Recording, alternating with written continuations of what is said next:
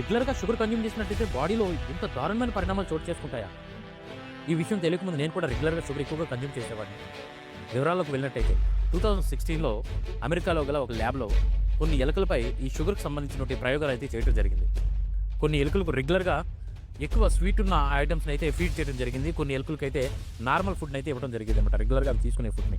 అయితే ఈ normal food ఇచ్చినటువంటి ఈ ర్యాట్ ఏదైతే ఉందో అది నార్మల్‌గా ఒక నీటి తొట్టెలో అయితే వేయడం జరిగింది. మధ్యలో ఒక ఆబ్జెక్ట్‌ని అంటే ఆ నీటిలో మునగకుండా ఉన్న ఒక ఆబ్జెక్ట్‌ని అయితే మధ్యలో ఉంచి, అయితే ఆ ర్యాట్ వెంటనే తన ప్రాణాలను కాపాడుకోవడం కోసం ఆ మధ్యలో ఉన్నటువంటి ఆబ్జెక్ట్‌పై ఎక్కి తన ప్రాణాలను కాపాడుకోవడం జరిగింది. అయితే ఈ రెగ్యులర్‌గా షుగర్ కన్జ్యూమ్ చేసే ఈ ర్యాట్స్ ఏవైతే ఉన్నాయో వాటికి సడెన్‌గా ఆ షుగర్‌ని అయితే ఆపేయడం జరిగింది. దీనివల్ల వాటి బిహేవియర్‌లో చాలా మార్పులైతే చోటు చేసుకున్నాయి. అంటే అగ్రెసివ్‌నెస్ అయితే పెరగడం జరిగింది. వాటి తాలూకా నార్మల్‌గా ఉండేటటువంటి ఆలోచన శక్తిని అయితే కోల్పోవడం జరిగింది.